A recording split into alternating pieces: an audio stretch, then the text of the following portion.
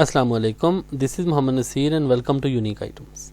आज़ाद Jammu Kashmir police constable paper जो कि 25 सितंबर 2022 को कंडक्ट हुआ, इसमें से इंग्लिश के कुछ एमसीक्यूज़ के अलावा पाक स्टडीज़ के एमसीक्यूज़ इस वीडियो में हम डिस्कस करते हैं। अगर आप पहली दफ़ा चैनल पे आए हों तो सब्सक्राइब कर लें ताकि आने वाली वीडियोज़ आपको ईजिली मिलती रहा करें। तो चलिए स्टार्ट करते हैं। यहाँ पे आपने मोस्ट अप्रोप्रिएट आंसर देना है गिवन चॉइसेस में से ए टू डी। तो फर्स्ट क्वेश्चन है his logic dash everyone including the experts. उसके लॉजिक ने हर एक को क्या कर दिया? टीज तंग करना, डिफाइड चैलेंज करना, सरप्राइज और कन्फाउंडेड।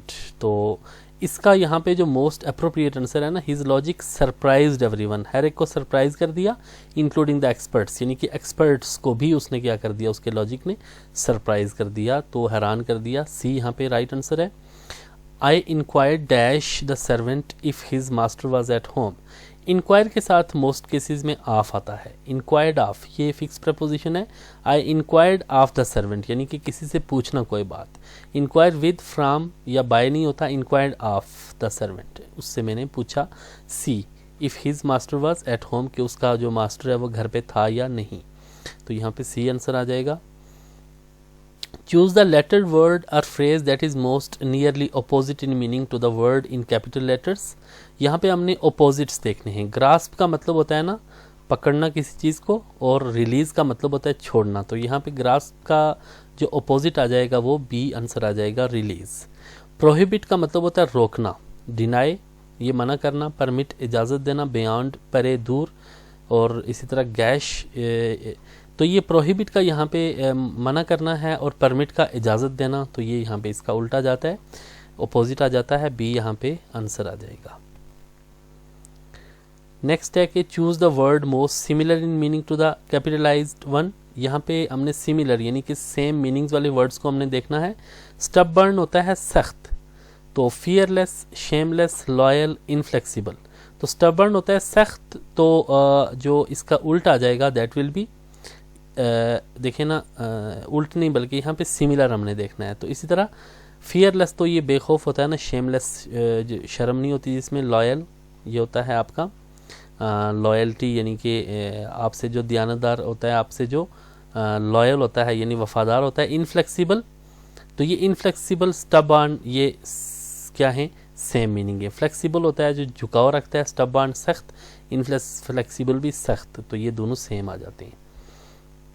गैदर जमा करना, स्पेंड खर्च करना, स्कैटर उसको फैला देना, कलेक्ट जमा करना, सेपरेट अलग अलग करना।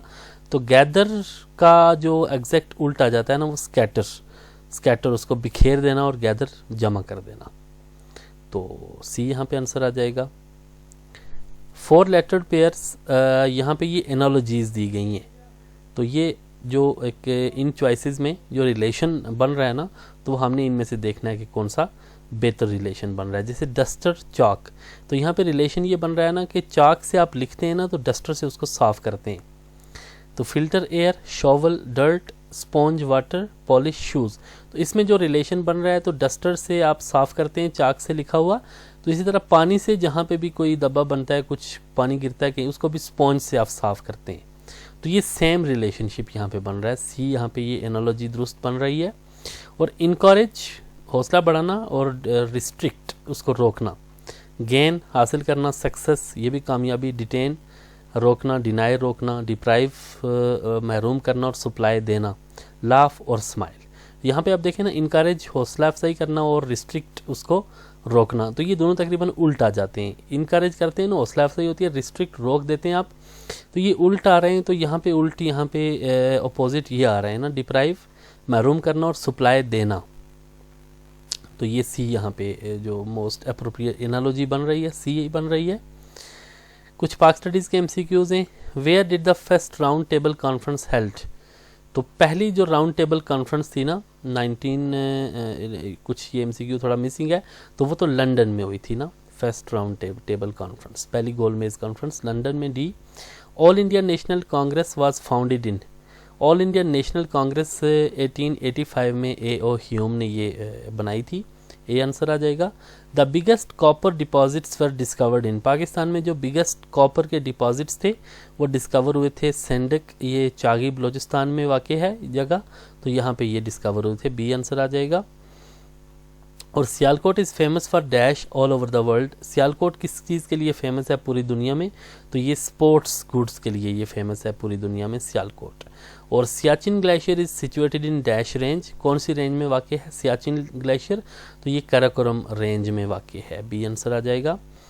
और नेक्स्ट है कि which dam of Pakistan was constructed with the World Bank as a result of Indus basin treaty, Indus basin treaty जो है सिंतास मायते के तहत वर्ल्ड बैंक के तावन से पाकिस्तान का कौन सा डैम बनाया गया था, तरबेला, मंगला और ये नीचे भी हैं सखर बैराज, गुलाम मोहम्मद बैराज, तो ये जो तरबेला डैम है तो ये कंस्ट्रक्ट किया गया था इंडस बेसिन ट्रीटी के अकॉर्डिंग वर्ल्ड बैंक के तावन से।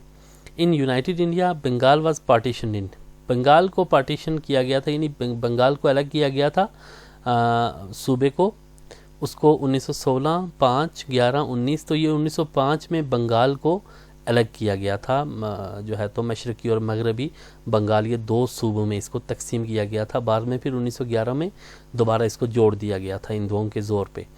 Pakistan hockey team one the Olympic championship last time in, आखिरी मरतबा पाकिस्तान हॉकी टीम ने जब ओलंपिक चैम्पियनशिप जीती 1948, 1960, 1968, 1984, तो पाकिस्तान हॉकी टीम ने आखिरी मरतबा जो चैम्पियनशिप जीती है दैट इज़ 1984, तो डी यहाँ पे आंसर आ जाएगा।